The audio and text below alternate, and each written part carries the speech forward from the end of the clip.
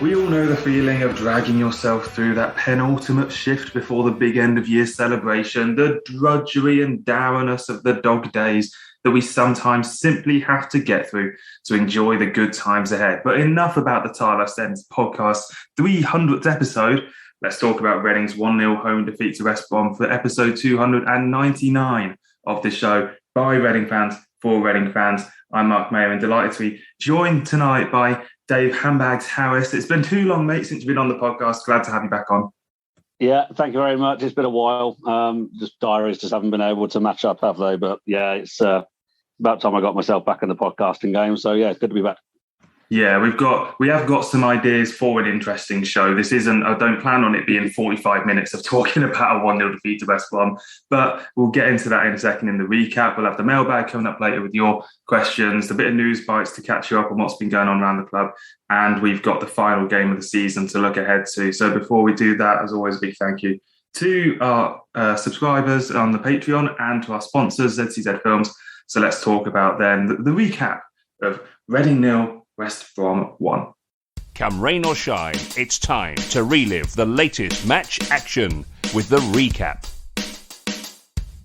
This podcast is sponsored by ZCZ Films, Reading's oldest ultras. Well, Handbags, this was a game that happened. Reading played badly. We lost. It's telling to me that if you watch the 2-minute highlights that the club put up of the game, it featured exactly 0 instances of Reading having any kind of threat or anything, which I think is just about as good a summary as I can make for this game. I suppose the question I have is kind of, are we surprised that Reading didn't really turn up to this game? Obviously, it's a bit of a cliche saying we were on the beach and all that sort of stuff. Are we surprised that was going to happen? I guess I'm a little bit surprised because we had mustered a bit of energy and stuff in the last couple of weeks, and keeping that up, probably, I get you listen to Paul Ince, and I guess it's not too much of a surprise that we let it go because he talks about the objective being completed and all that sort of stuff. But I guess I was a bit surprised and disappointed that this game just did kind of pass us by. No, not surprised at all. It's totally in keeping with how life has been at Reading Football Club for the last 4 or 5 years, isn't it? Even last season when we had a good season, finishing 7th, the way that we just capitulated in the last 10 or so games was, again, no surprise. So, yeah, I turned up just wanting to get through the 90 minutes and get to the end of my season because I'm not going to Luton. I can't go to Luton anyway.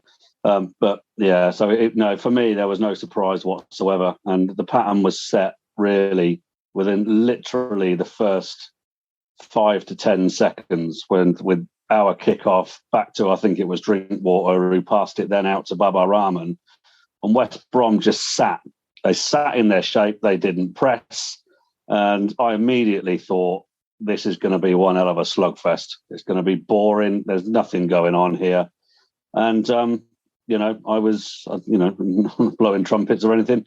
I was proven right with my thoughts. And, yeah, it was a boring game. Nothing really in it. No surprise that it was decided by a mistake. And I'm just glad to get it out of the way.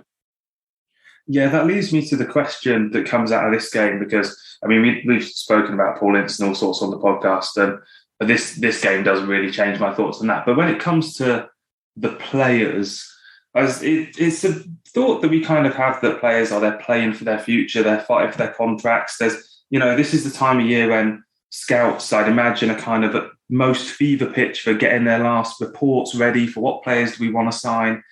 And we've got a lot of players that need to find a club and, fight for their future for the next few games. And obviously they just didn't make use of this as an opportunity. And it just leaves me, I feel like a good question for this game is, all the players that are out of contracts and obviously loan and everything, we all have our couple of 2 or 3s that we want to pick up. And I suppose the question I want to ask is, if you had a choice between keeping all of them on like a 3-year contract or so and signing all of them up, so that would be obviously like Swift, Winamata, Yeardon, but then also keeping like Drinkwater, Rahman, and just the whole lot, or being all of them, so you get none of them again, which would you pick out of that? Because I'm kind of leaning, particularly in the last couple of weeks, we've seen how the lack of fight and everything has returned. And, whether some people say that's fair enough or whatever, but I'm just kind of at the mode now to just kind of burn it down, start again. New manager, probably won't be anyone new at the top of the club, but just going to have to live with that, I think. And just kind of let it all go, bank whatever wages we'll save, and then start again is kind of the mode. I don't know, what out of those two choices, which one you'd kind of favour? I'm completely with you. I think the football club needs a complete reset. It was reassuring to hear Paul Ince talking to the owner and talking about the structure that needs to be put in place and should be put in place if he was to be made manager. So he's obviously of the opinion, the right opinion, that I think many fans would agree with, that something needs to be done with regards to the structure within the club. We've known for a long time that the majority of this squad is out of contract. There's no way we can afford most of the players. If there was one player that you'd want to retain, it would be John Swift. I don't think really that I'd really want anybody else. Or perhaps Andy Yeardom. But the assumption that he's out of contract, I can't remember off the top of my head. Yeah, he is, yeah. Yeah, so, but ultimately, no, the club needs to be completely reset, and too many of the players have been at the club for, a lot of the recent absolute dirge that's been served up. So, provided, I think next season many people are expecting it to be a year of struggle. Provided I think we're competitive, we do ourselves proud, and at least look like we're capable of surviving. I think many people will accept that, given the restrictions that we've been placed under by the EFL. But I think the majority of the players next season, we know they're not going to be here. The club needs a reset, and time to wave goodbye to them, I think. Yeah, no, I probably agree with that. Just a quick thought as well before, because we'll go on to the mailbag in a second, but Paul Ince, obviously, he's had a good view of what's wrong with the club, and he won't be afraid of sharing his opinions on that sort of stuff. He won't suffer fools gladly, which is definitely a pro for him as we talk about who he wants to get the job. Is there, do you think, any kind of potential or sort of credence for him to be almost a director of football type, or like a consultant or something, where Dayong has said, you're a good bloke to have around, but I don't particularly want you picking the team and the tactics every week. Would you be keen on him kind of staying at the club in that sort of backroom role, maybe?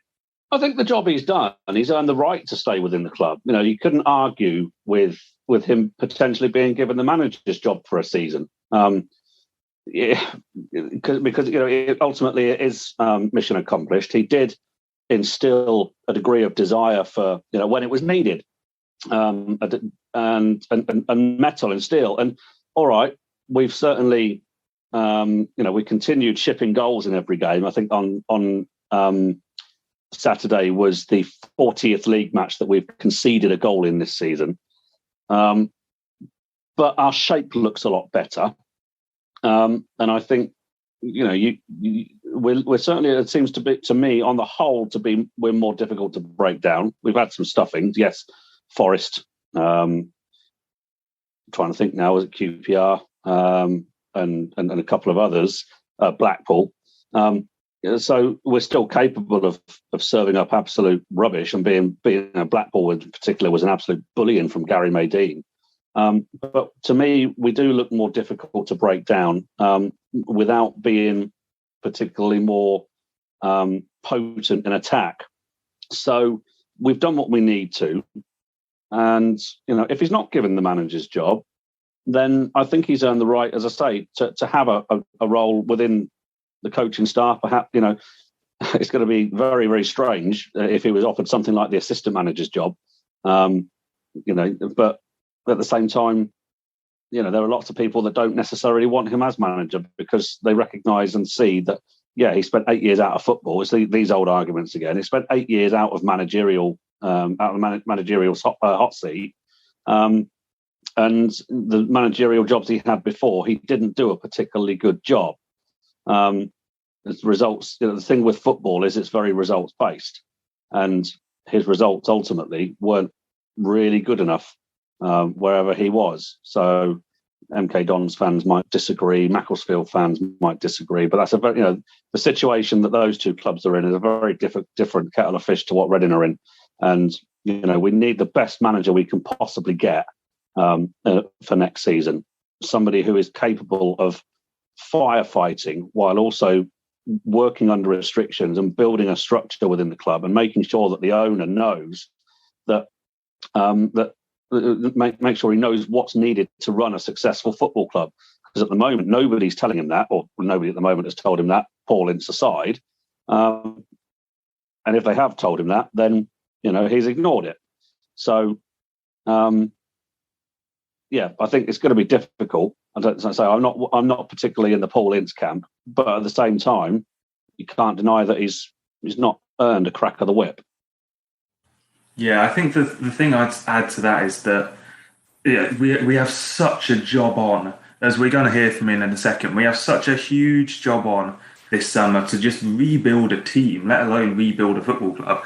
And we're going to need the idea that we can just have one manager come in and just kind of magic up a football team out of thin air for a club they've not been involved in is really difficult to see.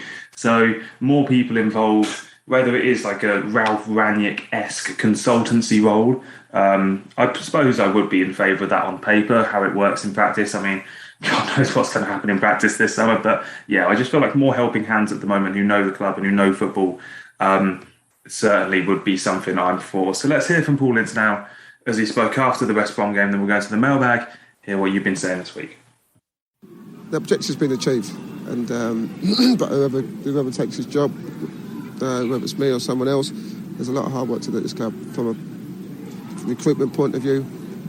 Players out of contract, but I just want to enjoy today. I actually enjoyed the game. Normally I watch to look at a game and I enjoyed it. And I think the players enjoyed it. Just the result was disappointing for us all. For all the latest Reading news, analysis and opinion, visit the website at thetilehurstend.com. Do always get in your questions to the Tilehurst End Twitter. We always put a message out for questions before the podcast. There's also the Facebook. You can message us on that, and the tilehurstend@gmail.com to get in touch. Lord Brett Sinclair has been getting in touch with us saying, as fans, where do we go from here in regards to voicing our disillusionment with the club? Boycott season ticket purchases for 2022-2023 is one option. The club have had and continue to have an easy ride and even ignore the recent communication from Star. They treat the whole fan base with contempt. So the question here then, Handbags, I guess, is what is next for the fans? We have had there was the protest before the Coventry game, if I'm remembering correctly. There's been obviously various things on social media. You can think of various things on the Tilehurst End website just in and of itself. What is kind of the next thing for fans? Because we obviously now have a period of not being in the stadium. So chants and banners aren't really a thing. Going to the training ground is quite an extreme. We've seen fans do perhaps when they haven't really needed to in certain cases, and it's negligible to argue whether that's really done anything. I suppose we have stayed up, so that was kind of the short-term problem. But what can fans do you think now? Is it just a case of having to sit there and wait and see what happens with the manager and the club? And maybe if we get to, I don't know, is there a time when you think if it really looks disastrous, kind of those sort of training ground things maybe would become applicable? I think absolutely. I think we can say that the Coventry protest worked to an extent because it achieved the ultimate aim, which was initially to ensure that Veljko Paunovic was relieved of his duties. Whether he was relieved or whether he walked doesn't matter. Objective achieved.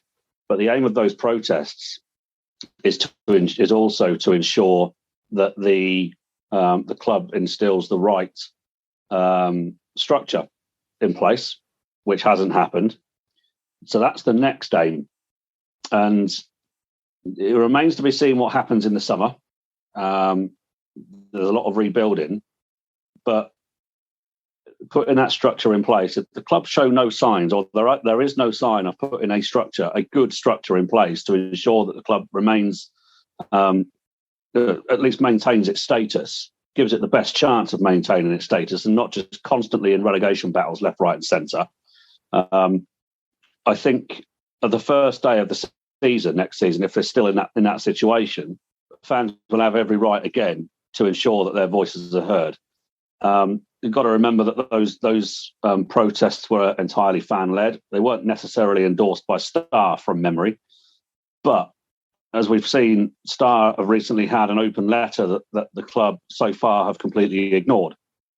And I think if Star continue to be ignored, yes, they have the structured dialogue meetings.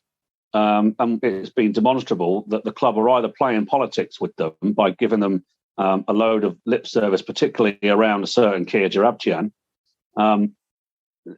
If the club continue to lie through their teeth or play politics with the Star will also have to show some bottle and say, we're joining in on these protests, come and join us. Because they can't continue to be given short shrift by the club. Regardless or not of how Mr. Dye wants to run the club, and it is all him now, isn't it? It's all Dai Yong. It's not. We hear nothing really about Dai Zhu Li.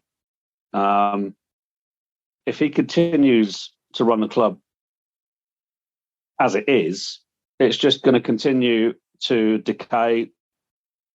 Support is going to continue to hemorrhage, and the next, is going to end up having a pretty shit asset under his wing. So he's got to start listening to people. He can't continue being the dictator, that he has been, because it's not working. He's been in charge of the club. He's been owner of the club for 5 years. He may well be, financially benevolent towards the club out of necessity, but you can continue to be financially benevolent as you like, but it does seem to me that we certainly we have arguably the world's most incompetent billionaire in charge of our club at the moment, because he just refuses to listen to people. Whether that's a cultural thing, I don't know, but he's running a football club in the UK and he needs to listen to how a football club needs to be run in this country, and not run it like maybe he has done his other businesses. People can read into that what they like. It's a real problem. It's a real problem with the way that the club is being run. Well, that's the thing is, and you say financially benevolent. I think the EFL, who are not people that I'm particular fans of, and certainly certain Reading fans, probably myself included, would say too financially benevolent, to the point that it's landed us in trouble. And maybe we didn't need to spend X amount on certain, fundings that we've put in over the last, or Dayong has put in over the last 5 years. But that's what has happened is in the past. And I think that for me, as a fan, the most important thing now is the day after the Luton game, what do the club come out and do? Do the club come out and say, with a big statement, and say, we've hired this person as manager, or we've got this person in structure, but we've made these changes? Because if the club doesn't say anything like that, then we are just going to be in a situation with fans getting more nervous as the summer goes on. Maybe, 2 weeks into the summer, we announce a new manager. Maybe 3 weeks in, we announce 3 signings or something like that. That's fine. But that just feels unlikely. That just doesn't feel like the real world. And what does feel like a well-run club, or at least a standard, like an averagely run club, would be that the first day after the season ends, when we've achieved our objective, we come out and either we say, Paul Ince is or isn't the manager, this person is or isn't the manager. These players have rejected contracts and they're going to be moving on. These players we're still in negotiations with. And it's not asking too much for these sorts of things. I'm not really one for expecting the club to come out and say this is our long-term vision for getting into the Premier League or whatever, because that's not kind of relevant at the moment for me. It's about just coming out and saying this is the summer that we're going to have. I think fans absolutely need to see action. It's all we've heard from the club a couple of occasions this season, in light of the points deduction, in light of the protests in the Coventry game, and the celebration that was supposed to be. The proof is in the pudding. The proof is it will be when the club actually act and install people into specific roles, and people understand what those roles are. The fans understand what those roles are. If they continue to go down the same route and just get another manager and nothing changes, then it's going to kick off. It's absolutely going to kick off, because we're just going to end up in exactly the same situation that we have been over, in sort of 7 of the last 8 seasons, 8 of the last 9, or however many it's been, where we're fighting relegation at the end of the season. So yeah, I quite agree with what you say. Is that these are the players that will be leaving us. This is what's going to happen with regards to the manager or announce a new manager. They don't need to say a lot. They just need to come out with facts and not conjecture. This is what we want to happen, because there's no use. They need to act, and they need to act quickly and get things in place if they're going to keep supporters on side. Because at the moment, the way it's going, season ticket sales are going to be heavily down next season. I can see it. And attendances are going to be even lower than they have been this season, and they've been pretty sparse at times. And we're just going to end up with playing in front of an empty stadium in front of demotivated players. And the thing I'd add on that as well is that the club have benefited, they've definitely not benefited from COVID, but the fact that this season was our return season did make a positive impact on ticket sales, at least for the start of the season. And then we've had things like Club 1871, which have brought fans into the ground, and those weren't club initiatives. Some of those things, certainly Club 1871 was something that fans created themselves. So the club have benefited from those things. And yeah, I think you're absolutely right. The season ticket sales will be a good litmus test for that, because that is where lots of clubs make their money. Thousands of fans paying 250 quid in 1 month of the summer is a lot of, that's how a lot of clubs survive. So that will be a good test. I think ultimately it's just a case of what is the club doing to show that next season will be different. Obviously, they'll have to announce a manager, that goes without saying. And beyond that, what exactly they're doing and they have done, and as you say, personnel and positions, that's what I'll be looking out for. And then after that, just to answer the question, what's next for fans, I think, if it gets into some patience will have to be required, but if it does get into the first pre-season friendly and that sort of stuff, and nothing is happening, and we've got a team of 18-year-olds, then that's when you're going to see the process and stuff. It's got massive Derby and Swindon vibes about it at the moment. A year ago, hasn't it? Who had very, very minimal squads turning up. In fact, I think Swindon, they signed Pierce Sweeney, didn't they? Only for him to 2 weeks later turn around and say, no, I don't want to. So let's go back to Exeter. That was the right decision for him, not just because it was Swindon, but also because Exeter have just been promoted, haven't they? So to be honest, the club for me, it has vibes of it's Charlton, and that really worries me, because Charlton, going down to League One and coming back up, and Leicester, Southampton, Sheffield Wednesday may be about to do that. Teams survive League One and come back, sometimes stronger. That's great. A lot of teams don't. Portsmouth ain't. Charlton haven't. Bolton is another club. Reading have no right to be bigger than these clubs automatically. So that's what worries me. And that is, this is a crossroads that Reading are at now, whether the ownership say, yes, we've done things wrong in the past, we are going to get people in that maybe someone that Dion's never heard of, but has a good track record that you can pay money and trust to do a job to keep the football club running better than it is now. If that's what it takes, then I think we'll all agree that probably is what it takes. Let's move on to a slightly funner part of Mailbag. Sean Burgess did tweet in saying our starting 11 for next season, kind of who we would keep and who he thinks going to stay, etc. We're going to do that next week at the season review. So for now, we're going to have Matt Williams. He's tweeted us in saying, because there's literally nothing to talk about the West Brom game, how about this, as they're starting to announce players from the anniversary game, the 106 game in the summer. So that's that's 106 versus 2011-12, isn't it?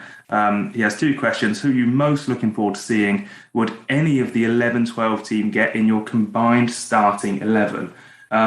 So the first part of that question, Bobby Convey announced today, as we record this on Monday, is a cracking addition. How Robson-Kanu Handbags. We must be looking forward so much to seeing Hal Robson-Kearney back at Reading. Well, we know that he won't have seen the TTE reaction because he's blocked you, hasn't he? He's, well, I mean, the thing is, he was a part of the squad in 2011-12, wasn't he? So, he has every right to be there. I don't think he'll receive a particularly warm reception, particularly given his comments at the end of the 2016, or in the middle of 2016, after he'd run his contract down. Something along the lines of running my contract down at Reading was the best decision I've ever made. Cheers, Hal. Welcome back. So, yeah, that's an interesting one. But like I say, he was part of that 11-12 squad and has every right to be involved in the day because he was part of the promotion. So, I mean, believe it or not, I'm not actually going to the game because my dad got me a 40th birthday present. I was 40 last week. And he got me a 40th birthday present, and before the game was announced, and that just happens to be the weekend that the game is being played. So I can't go. He's got me a weekend away, as I say. But if I was going, then the majority of the 05-06 squad would be. I'd just love to see them all again. And I'm looking forward to seeing who they announce at 6 minutes past 1 every day this week, and see who is actually there. So. Great to see Bobby Conley back. I thought he only really had one good season as a Reading player, didn't he? But I think he was very unfortunate with injury in his second season. But a great player in that 05, absolutely critical to the way that we played. I think Dave Kitson's obviously not coming. He's made his thoughts known, but I'd have loved to have seen him come back. I think they've announced Kevin Doyle, haven't they? Again, love to see him just give everything.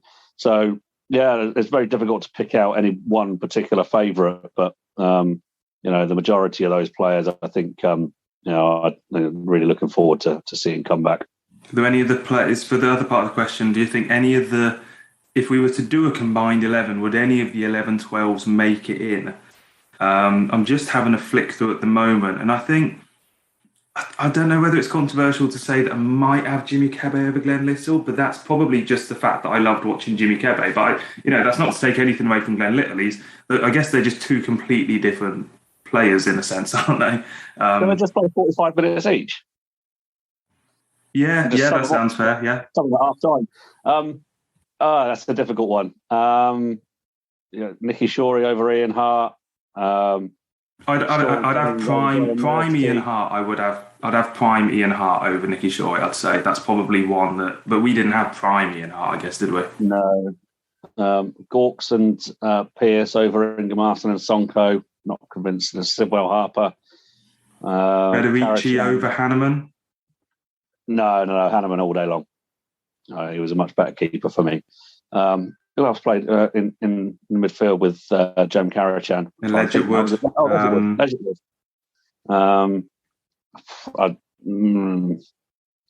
Maybe Ledgerwood along. I don't know. It's difficult, isn't it? Ledgerwood alongside Steve Stivwell, ahead of James Harper. But then James Harper played 300 games for Reading. Yeah, that's a tough one. It is tough, isn't it? Yeah, I think that it'd be a very good bench, wouldn't it? Having the 11-12 players, you'd have LaFonda on the bench, obviously. I mean, you'd probably have Kitson and Doyle up front, and maybe Jason Roberts in the 6 months that he had when we won the championship would certainly be worth a shout. But I think ultimately you're going to keep Kitson and Doyle in there, aren't you? Elisa as well, and depends what you do with Shane Long as well. So. Alongside Kevin Doyle, I think. I don't know, Kitson, his goal scoring, his goal scoring ratio was absolutely brilliant. The problem he had with a lot of those players in 05-06 was they were injury prone. The best players like Glenn Little and Dave Kitson didn't half suffer with injuries. Kitson only played 32, 33 games in that 05-06 season. Yeah, he scored 22 goals. But, he was injured for over a third of the season. And the same goes for, as I say, Glenn Little. He was injured for over a third of the season, and that's can you take that into consideration, or are we just talking about pure quality? Yeah, because it's a difficult one. I don't really like like these kind of questions because I don't want to disappoint, but it's difficult to look beyond that 05-06 team. No, because quite frankly, it was. Don't care what anybody says. Fulham might have just stuck another 7 goals past Luton today to get over 100 goals, but they're not going to get 100 points. So because to me, Fulham, for example, are flat track bullies. They're a perfect example of that kind of thing. A bit like sort of Arsenal were after sort of 2005-06 onwards. Really good, but when the going gets really tough, Fulham have lost something like 10, 11 games this season. Yeah, 9 games have lost. Yeah, we lost 2. We scored 99 goals. We conceded 32. It was by far, the best team that has been seen in the Championship. So it's difficult to look past those players, to be honest with you.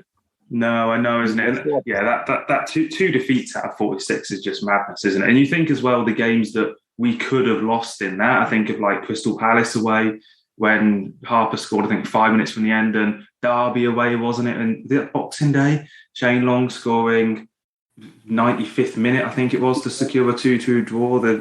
We had some real tight moments in that. Yeah, and two games that we did lose, we won the very next game.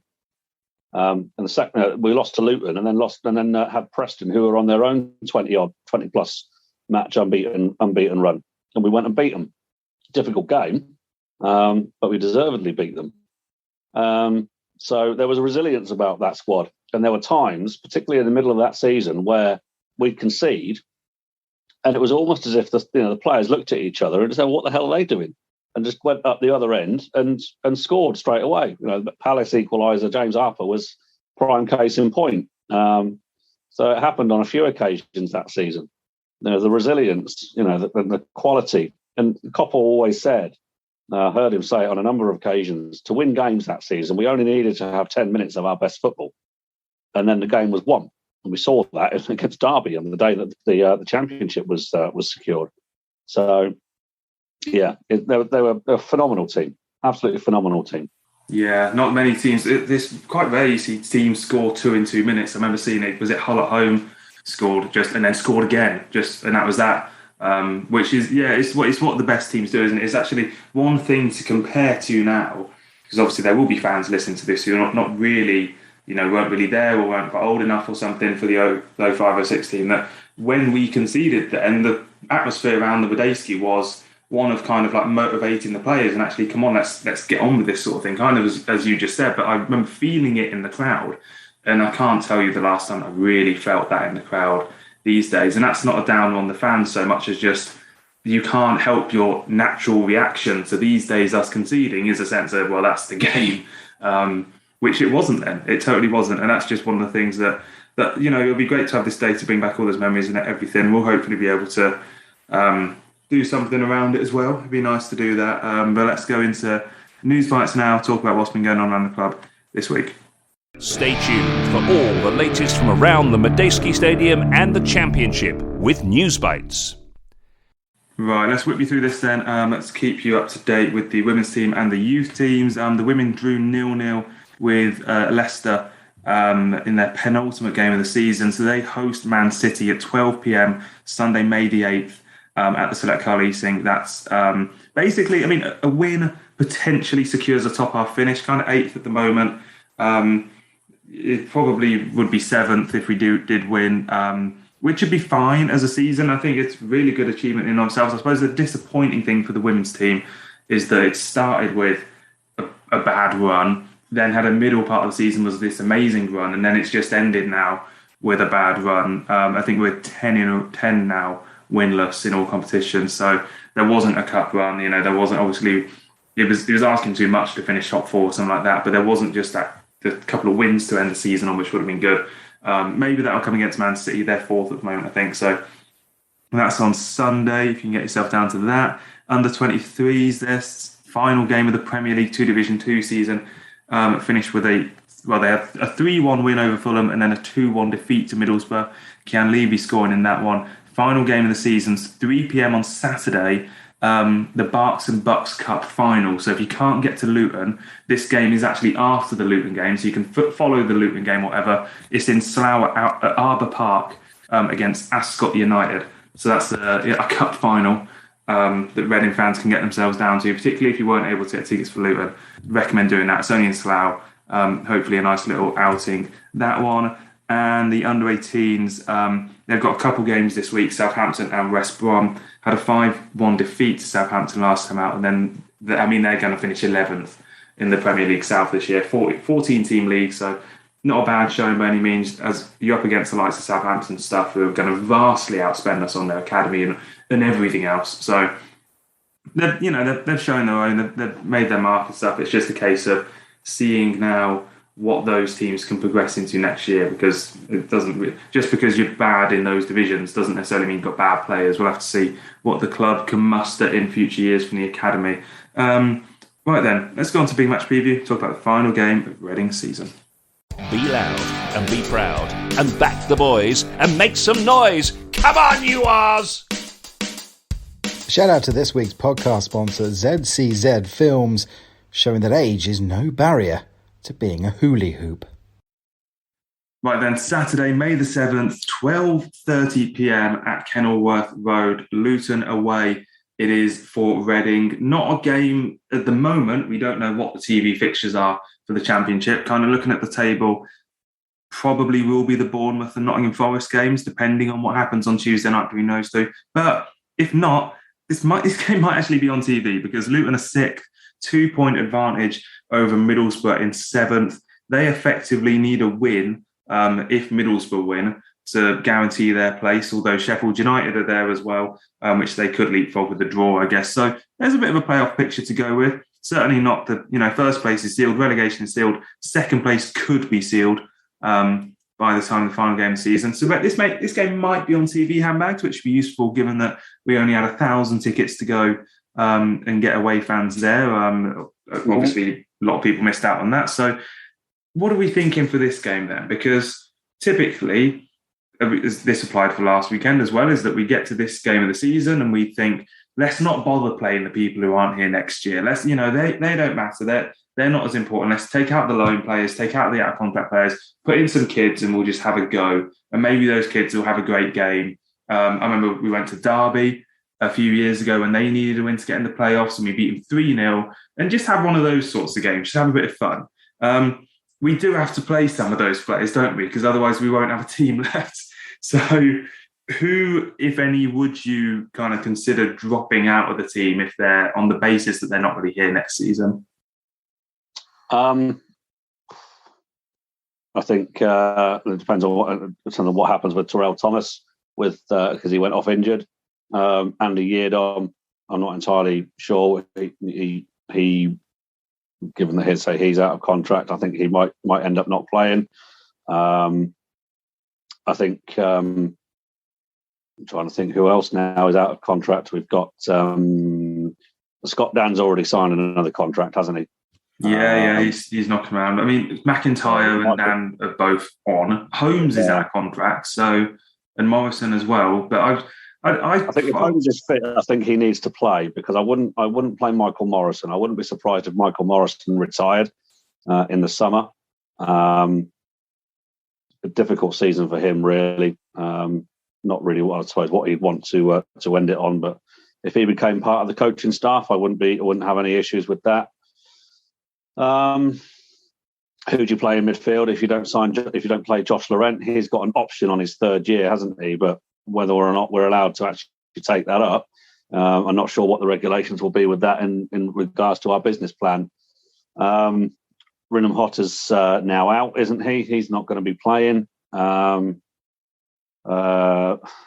Lucas Yao has to play. He's still got another year left on his contract, doesn't he? Yeah. I'm just looking at the. I think Mate at all. I don't know. I think he's injured. I think looking at. Oh no, he's back. Looking at the bench on Saturday. I mean, Mate was on it. Kelvin Abrafa, Brandon Barker, who really wouldn't expect to be around. Dejan Tetek. I think he is contracted. Then a couple other kids. I think really, in reality, I think we're just going to have to play the same team, really, aren't we? Depending on injuries and everything. I think because if we take out, Hoylett or you could maybe take out the loan players, but then we won't have a left back. You'd play McIntyre at left back, I guess, but that would just feel like a bit unnecessary considering that we then wouldn't really have a centre back. So I guess I would just have to persist with this team, and I suppose just go and tell Ince will probably just go and tell them that this is effectively a post-season friendly for us, isn't it? And Luton, it's interesting to see what happens with Luton. They just got beat 7-0 today, so they're not going to be feeling too pleased with themselves. And maybe it's going to be a case that we're just going to have to hope that they are too nervy. They got the butterflies in their stomach, and that they don't know how to finish the job. And we kind of make hay out of that, because that's if they turn up Luton and they're fancying it and they got the fans behind them, they have a good game, they are just going to win, aren't they? Like there's very little very unlikely we're going to turn up and kind of match them. For if they're on it, I can't imagine we'll be having much of a say anyway, will we? No, if they're on it, then I can see them winning quite comfortably. But as you say, it all depends on just how they respond to what's happened this evening. They're going to be a wounded animal. They need to win to be sure, don't they? Because the goal difference really comes into play now, doesn't it? Whatever happens, whatever way you look at it, it's going to be a very difficult game. But they've also had a couple of extra injuries on the back of tonight as well. So it's going to be interesting what sort of team they put out, and see whether or not we actually show any more fight and desire and sort of wherewithal than we did on Saturday. I'm not expecting it. I'm fully anticipating a fairly comfortable defeat, in all honesty. But stranger things have happened. I did feel the same way when we played Derby in 2015, and that was funny how that turned out. Yeah, that's one of the games I just remember laughing at most of the goals. I don't know. Looking at the teams in the playoffs, I mean, Huddersfield, probably Sheffield United, Luton, Middlesbrough, and Millwall have, I guess, a chance now, don't they? Really, but out of those teams, I'd probably want Luton to go up, to be honest. I've no real interest in it as a neutral seeing Middlesbrough or Sheffield United or Huddersfield or Bournemouth back in the Premier League, because they've been there fairly recently, but personal opinion, not really much interest in it. So Nottingham Forest would be a bit different, and Luton quite like an underdog in that sort of sense. So I'd love to beat them, and I guess in that sense, Middlesbrough lose at Preston and it all works out fine. But yeah, I guess I probably wouldn't have quite the same schadenfreude as I did for that Derby game. No, I think I quite agree, and I think it's absolutely phenomenal where they've come from over the last 5 to 10 years. So it would be a proper, unlike the classic press-led fairy tale of Bournemouth going up or Huddersfield or whatever. It would be a proper fairy tale after them being absolutely stitched up by the EFL back in, I think it was 2008. So yeah, I wouldn't bear them any ill will if they did win. And like you say, it's just pretty boring now. The same clubs going up and down. Is anybody really looking forward to Norwich coming down? Is anybody really looking forward to Watford coming down again? I mean, I can't say that I am, other than they're both decent away days. But actually going to see the clubs, knowing that they've got 80 million quid's worth of parachute payments to give them a little bit of an extra sort of kick up the backside to ensure that they're successful, is boring, to be honest with you. I'm quite looking forward to Everton. I'd take Everton. I'm not so bothered for Leeds or Burnley, but Everton I'll have next season. Yeah, I think Everton for something, because it was just for the lols factor. But I think Leeds would also have an equal lols factor, given that when they went up, they were all, and their fans were, Leeds United, we're back. There's no way we're coming down. It would be funny if they came down again after sacking Bielsa, just for that factor, I think. Yeah, no, I understand. I know what you mean for that one. Right, well, let's talk predictions then to round off the show. You did nice timely appearance on the podcast after you got 1-0 defeat to West Brom. Adam and Westy also got the defeat. So the top threes, we've had the top threes where all the action is. Westy 30, Ollie 29 points, Adam's 28. None of them on the podcast, so we'll hear how the prediction winner turns out next weekend when we have the season review. But for ourselves then, go on, Handbags, I'll give you first crack at this one. I think a comfortable 2-0 Luton win. Yeah, see, I don't know whether I want to throw in a risky one to get a last little cheeky bump up the table. I don't even know, but probably not even possible for me. I'm going to say a 0-0 draw, a nervy 0-0, because this is quite often what happens in these sorts of games. We know from first-hand experience how it can be a wild end to the season for the Championship, particularly if the Sky cameras are there and they're flicking between the grounds and everything. So I might go for that, and then probably end up that probably would end up with a Luton pitch invasion, wouldn't it? Which not particularly looking forward to. I'd do a pitch invasion as well, just for getting a clean sheet.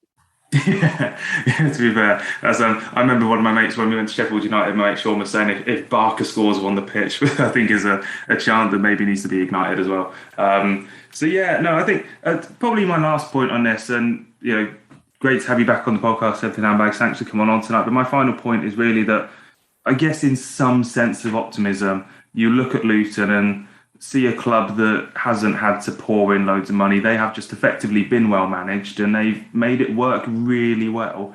And I guess that's just for all the Championship clubs that are mired in kind of mayhem, Cardiff, Birmingham, Hull, Bristol City, with quite similar sized clubs all lodged in this kind of quagmire at the moment. And any of them can look at Luton and say, actually, in this league, you can make it work.